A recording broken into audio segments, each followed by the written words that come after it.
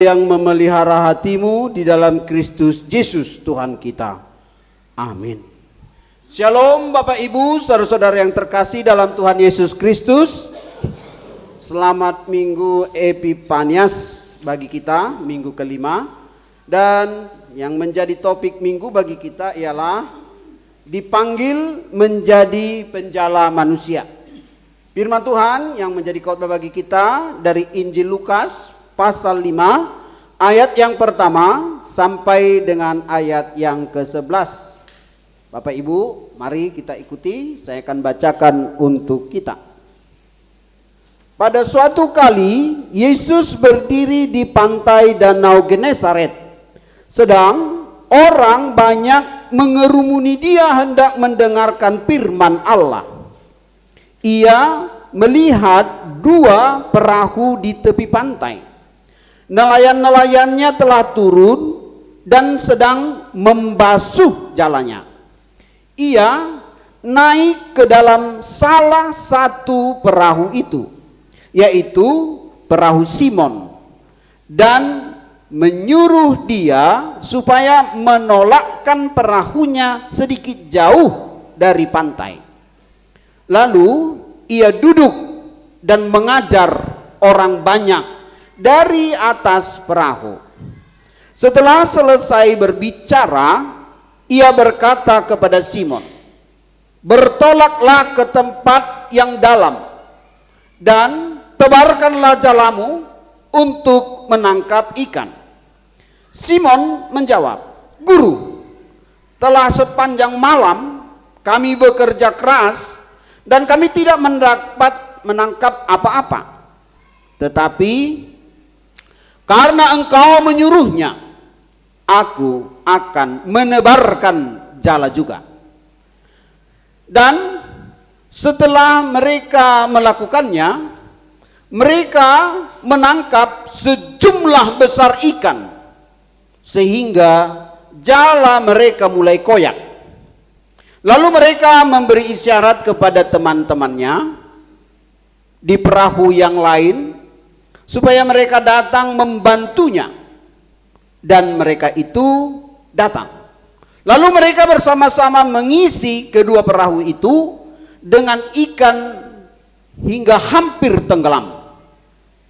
Ketika Simon Petrus melihat hal itu, ia pun tersungkur di depan Yesus dan berkata, "Tuhan, pergilah dari perahu padaku, karena aku ini seorang berdosa." Setelah ia dan semua orang yang bersama-sama dengan dia takjub oleh karena banyaknya ikan yang mereka tangkap. Demikian juga Yakobus dan Yohanes, anak-anak Zebedeus, yang menjadi teman Simon. Kata Yesus kepada Simon, "Jangan takut, mulai dari sekarang engkau akan menjala manusia." Dan sesudah mereka menghela perahu-perahunya ke darat, mereka pun meninggalkan segala sesuatu lalu mengikut Yesus. Mari kita baca dulu bersama-sama di ayat yang terakhir saja, di ayat 9, Lukas 5 ayat 9, atau Lukas 5 ayat 8 sampai dengan ayat 11. Sama-sama 1, 2, 3. Ketika Simon Petrus melihat hal itu, ia pun tersungkur di depan Yesus dan berkata, "Tuhan, pergilah daripadaku, karena aku ini seorang berdosa." Sebab ia dan semua orang yang bersama-sama dengan dia takjub oleh karena banyaknya ikan yang mereka tangkap. Demikian juga Yakobus dan Yohanes, anak-anak Zebedeus, yang menjadi teman Simon. Kata Yesus kepada Simon, "Jangan takut, mulai dari sekarang engkau akan menjala manusia." Dan sesudah mereka menghela perahu-perahunya ke darat, mereka pun meninggalkan segala sesuatu lalu mengikut Yesus. Bapak Ibu saudara-saudara yang terkasih, nats kita temanya dipanggil menjadi penjala manusia. Kalau kita melihat nats ini, next gambarnya ya, biar langsung kita paham secara visualisasi. Ketika Yesus sedang berjalan, jadi prosesnya Yesus terus berjalan. Yesus ingin mencari, Yesus ingin menjumpai orang-orang yang akan Tuhan pakai, yang akan Tuhan pilih untuk menjadi bagian dari rencana besar Tuhan.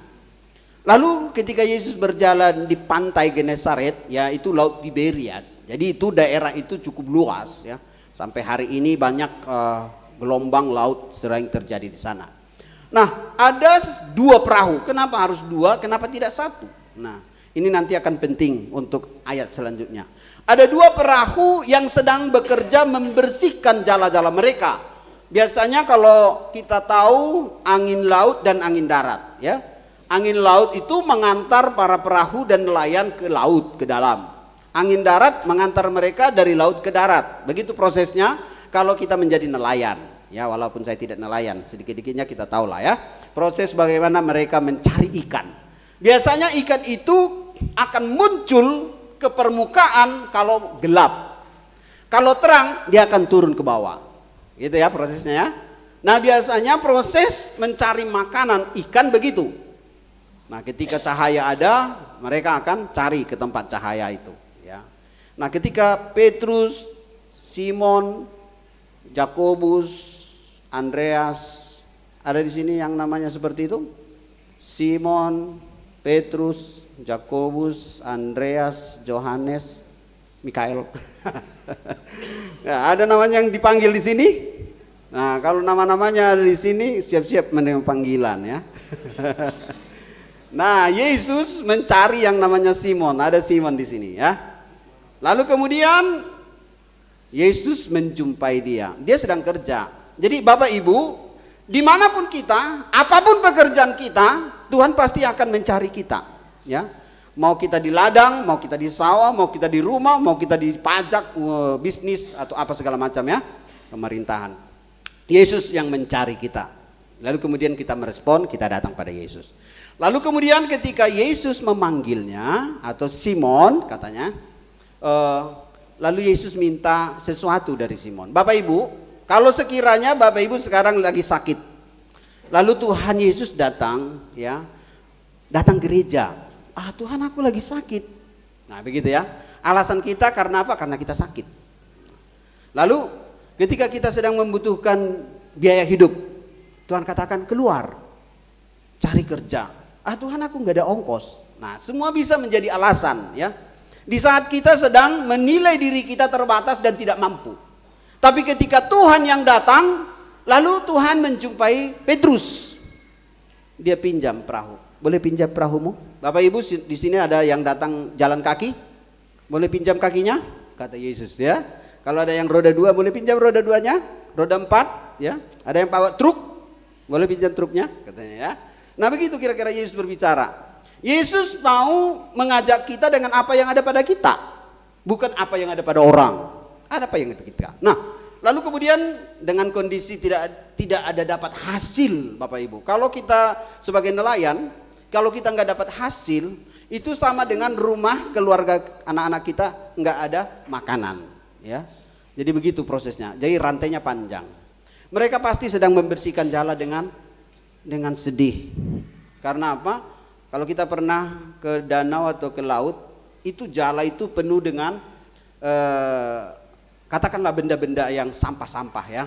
Jadi dia melekat di situ. Sehingga kalau jala itu nggak dibersihkan, besok itu jalannya rusak. Jadi harus segera dibersihkan, baru kemudian dijemur ulang supaya besok bagus lagi kita pakai. Kalau enggak robek-robek dia. Nah, itu salah satu tadi. Lalu kemudian mereka sedang mengerjakan pembersihan.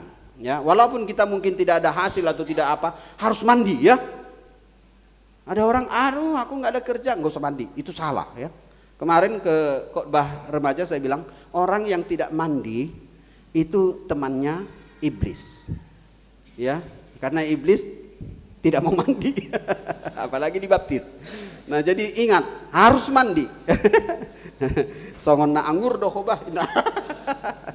Lalu kemudian Yesus pinjam perahunya. Dan apa kata Simon Petrus? Unang ma Tuhan roda 2 manang na mobil hon, mobilnya halama. Gitu. Kadang-kadang kita pengen dipakai Tuhan, tapi kita menolak. Simon Petrus dalam kondisi tidak ada apa-apa, dia katakan silakan. Tapi perintah Yesus bukan sampai di situ. Tolak, gerakkan, dorong. Karena waktu itu tidak ada bot motor ya. Jadi dia harus kerja juga, ikuti Yesus, dorong. Kenapa harus didorong? Karena di dalam posisi itu banyak orang yang ingin mendengarkan firman Allah. Ini baru kali ini Lukas 5 dicatat di situ jelas bahwa banyak orang yang ingin mendengarkan firman Allah. Sebelum-sebelumnya pasti mereka sudah melihat mujizat ya. Nah, ketika mereka ingin mendengar, Yesus kan tidak bisa terlihat kalau hanya di satu titik. Jadi Yesus pakai perahu supaya dia lebih luas pandangannya melihat seluruh orang yang ada di pinggir pantai nanti. Gitu cerita ini. Lalu kemudian Yesus berkhotbah dari jauh. Bayangkan Bapak Ibu. Jadi perahu Petrus itu menjadi altar. Altar di mana Tuhan Yesus berkhotbah. Perahu kita itu rumah kita, tanah kita, mobil kita, harta milik kita. Apakah Bapak Ibu bersedia untuk mengizinkan rumahmu menjadi tempat pertanyaan? Apakah Bapak Ibu mengizinkan transportasimu dipakai untuk pelayanan? Apakah Bapak Ibu bersedia tanahmu dipakai untuk sesuatu yang memuliakan nama Tuhan? Nah ini, harta itu semua bukan milik kita Bapak Ibu. Itu pemberian Tuhan. Nah oleh karena itu Petrus menjadi contoh bagi kita. Dalam segala hal, dalam keterbatasannya, bahkan dalam tidak ada penghasilannya sama sekali. Dia izinkan, silakan Tuhan. Ini kunci keberhasilan. Bapak Ibu mau berhasil, rekan-rekan muda mau berhasil, lihat Petrus. Kunci keberhasilan bukan menilai apa yang ada pada kita, tapi menilai apa yang Tuhan ingin pakai dari kita. Itu ya. Lalu kemudian dia izinkan Tuhan berkhotbah melalui perahunya. Dia izinkan Tuhan berkhotbah di rumahnya dalam pertanyaan. Dia izinkan mobilnya dipakai untuk pelayanan. Ini kunci keberhasilan yang pertama. Lalu setelah itu apa yang terjadi? Apakah Yesus merasa atau apakah Yesus seorang yang mati rasa? Orang sudah sedih, tidak dapat apa-apa, disuruh lagi begini begitu. Tidak Bapak Ibu. Inilah tahapan loncatan beyond atas iman yang kedua. Setelah Petrus mendengarkan khotbah Yesus, berarti Petrus ada bersama perahu itu ketika Yesus berkhotbah, ya kan? Karena tolak perahunya, jadi dia ada di dalam perahu itu. Lalu dia mengerti siapa Yesus. Lalu Yesus berkata, tebarkan jalamu ke sebelah atau ke tempat yang lebih dalam. Dalam logika tidak mungkin. Bapak Ibu pernah mancing? Next. Nah, tebarkan ke tempat yang lebih dalam.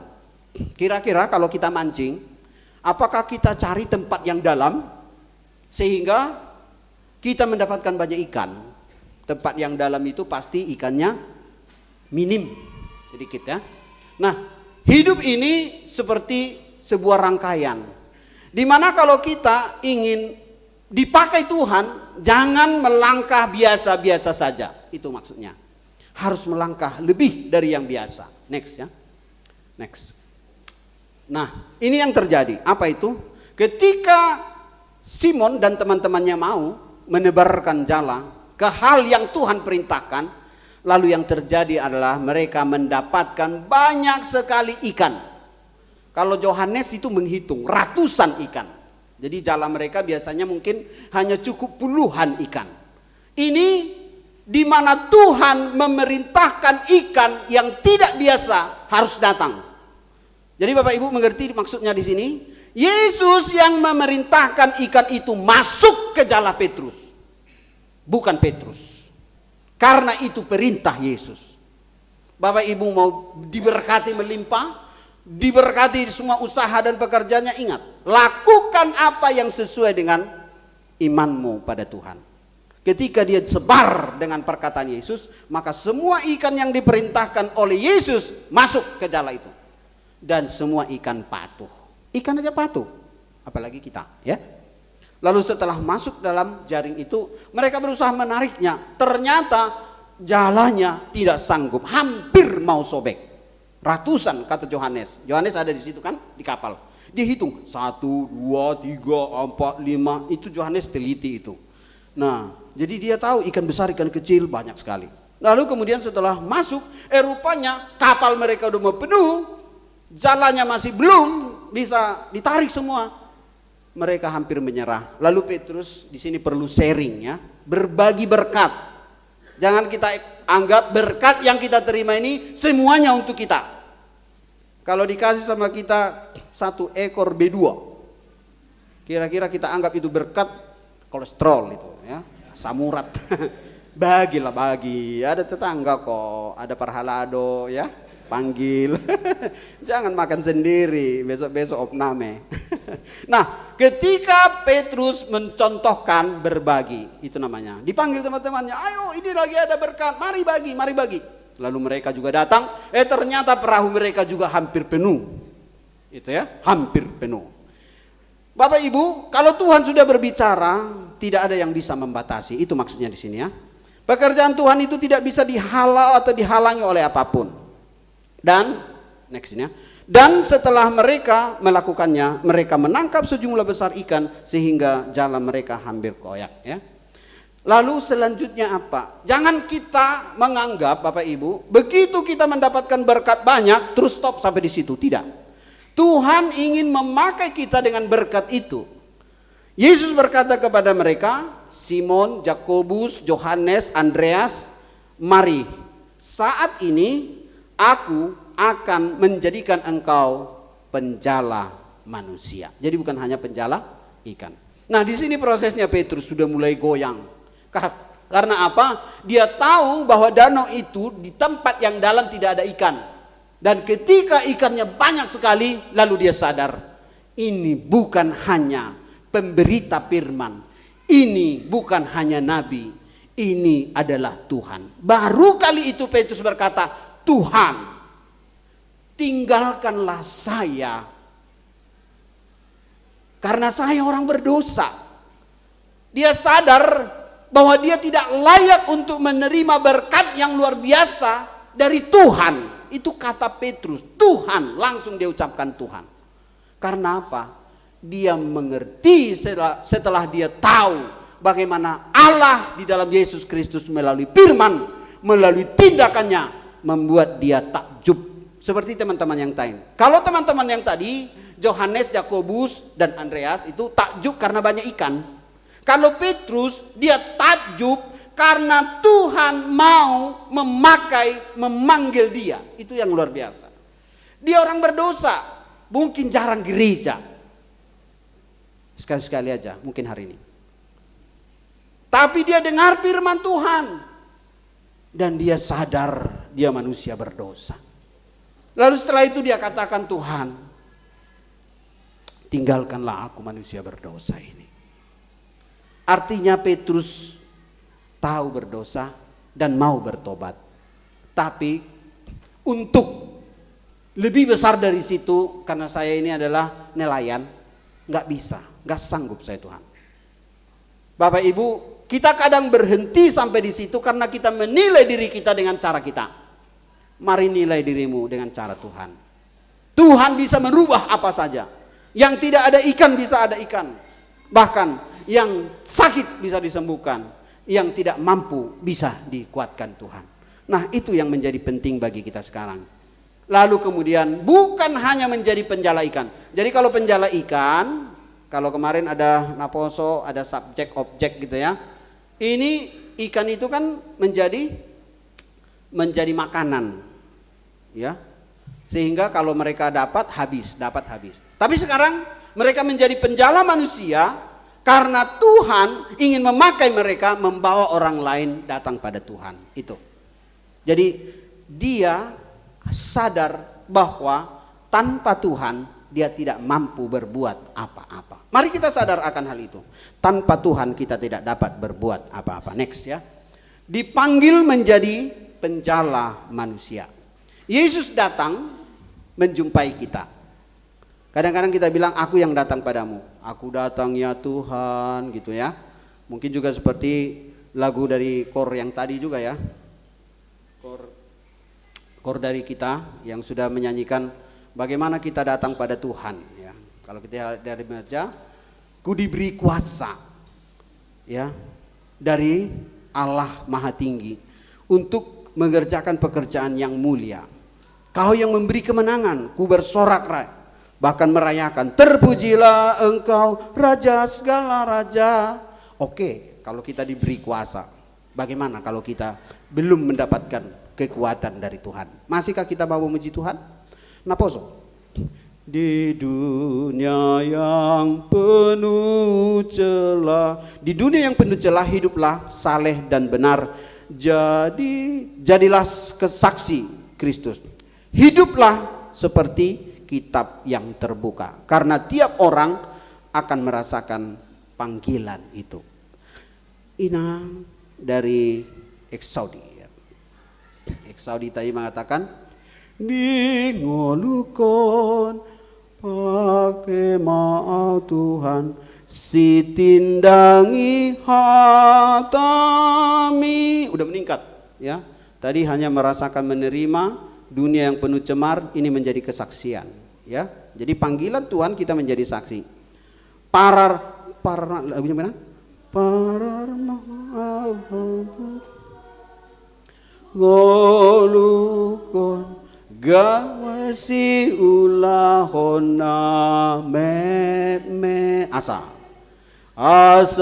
unang arisuang kiaki di portibion. Rapnya tadi ada 2-3 suara.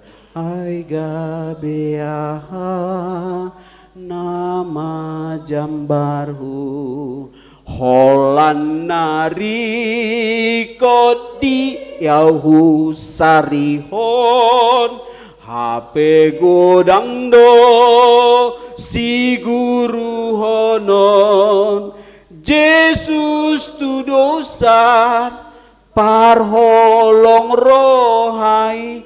Nah, ini menjadi kesaksian. Aku tidak cukup untuk diriku sendiri lagi Tuhan. Aku harus Tuhan pakai untuk menjadi saksi dimanapun aku berada. Luar biasa ibu-ibu ya. Lalu bapak-bapak tadi, apa tadi dibilang bapak? Ali jauh badi batak itu nih. Tondim no nasai hulului.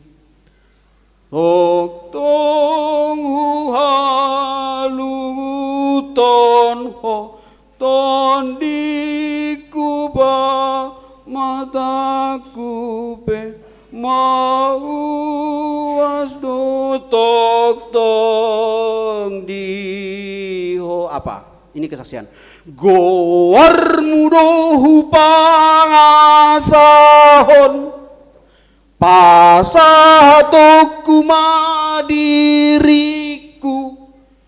tuho tok tong lohot roha ku tangan siamun mudo mani yobni yopau tangan siamun munamani yobna mangalinggo miau Tuho dorohaki. Luar biasa ya. Jadi makin memuncak dia, makin jelas bahwa tanpa Tuhan aku tidak bisa berbuat apa-apa ya. Jadi ini kesimpulannya ya. Yang pertama, Yesus datang. Yang kedua, mujizat terjadi karena ketaatan. Amang-inang pemuda-pemudi remaja akan menerima mujizat Tuhan. Ingat, taat pada firman Tuhan. Yang ketiga, berikan reaksi yang positif, jangan yang negatif. Setelah berdoa, jadi enggak ya? Tadi pagi hujan deras, Inang dan saya tanya, gimana? Datang enggak jemaat gereja? Hujan deras, ya. Lalu kita doa, ya. Tuhan kasihani kami, izinkan hujan berhenti. Hujan berhenti, Bapak Ibu. Ya. Setelah kita masuk, hujan datang lagi.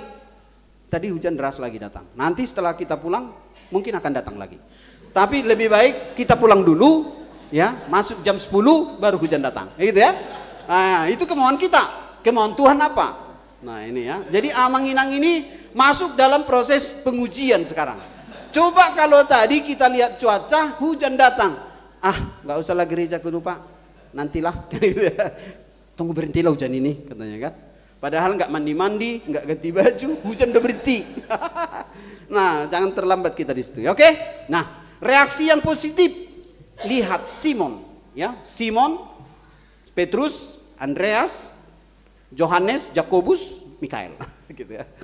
Jadi semua bereaksinya positif. Jadi penjala manusia.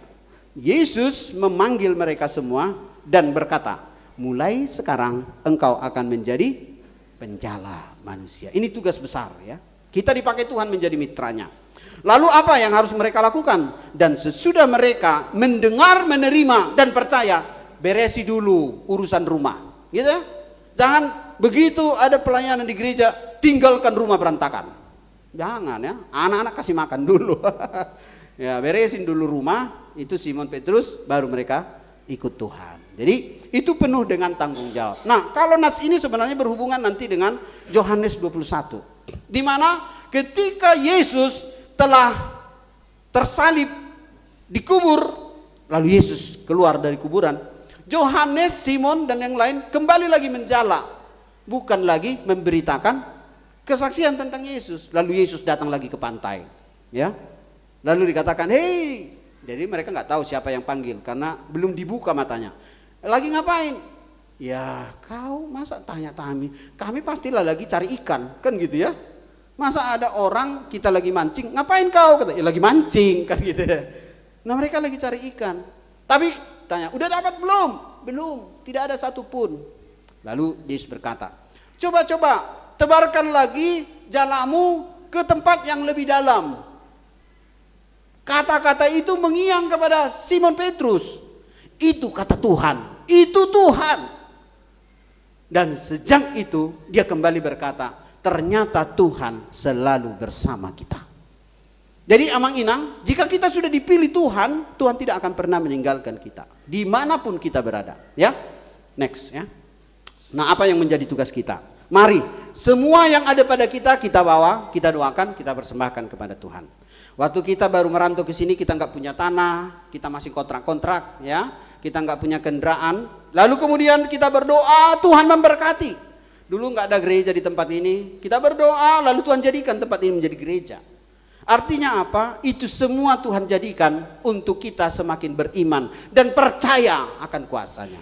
Jadi kalaupun kita diberi tanah, diberi rumah, diberi kendaraan, diberi fasilitas-fasilitas yang banyak sekarang ini, jangan jadikan itu untuk memuaskan keinginan dirimu sendiri. Bagi-bagilah ya. Kalau ada tetangga kita yang sakit, mari kontak ke rumah sakit gitu ya. Sekali-sekali, sering-sering. Sehingga tetangga kita senang dengan kita, bukan melempari kita, ya kan? Ya, oke. Nah, gereja ini harus menjadi tempat untuk kita bersaksi melayani Tuhan. Mujizat-mujizat pasti akan terus terjadi kalau kita mau datang. Ingat, ketika ada pernikahan di Kana, mereka undang Yesus. Apa yang terjadi? Masalah terjadi di pernikahan habis anggur. Tapi karena mereka sudah undang Yesus, Yesus selamatkan mereka. Masalah apapun dalam pernikahan kita saat ini, undang Yesus. Supaya Yesus menyelamatkan kita. Ketika Lazarus masih sehat, dia sering traktir lah gitu ya. Dia sering traktir Yesus dan teman-temannya. Kalau mereka mau lewat dulu singgah ke rumah kami. Maria, Marta sibuk ya bikin makanan. Tapi ketika masalah datang, Yesus datang. Bukan untuk traktir, tapi untuk membangkitkan, menghidupkan Lazarus. Sehingga Maria dan Marta terhibur luar biasa. Ya, ada yang Marta di sini namanya? Ya. Ada Maria? Ada Opung Maria? Mama Maria? Nah, ketika Yesus diundang, baru kemudian kita tahu janda Sarfat, ya, yang dia berkata, aku hidup hanya dengan segenggam tepung dan sedikit minyak dalam buli-buli. Tapi karena engkau hamba Tuhan. Ini agak ngeri juga ini Elia. Masa udah tahu janda yang miskin, gak dapat makan, aku kurang makan, dia minta makan di situ.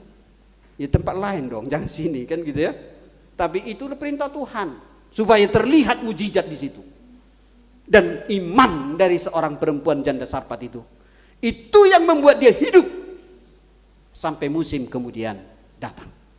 Jadi iman Bapak Ibu itu yang membuat kita hidup, melewati persoalan, bahkan sampai anaknya meninggal pun dia bisa menerima anaknya kembali hidup karena iman ya.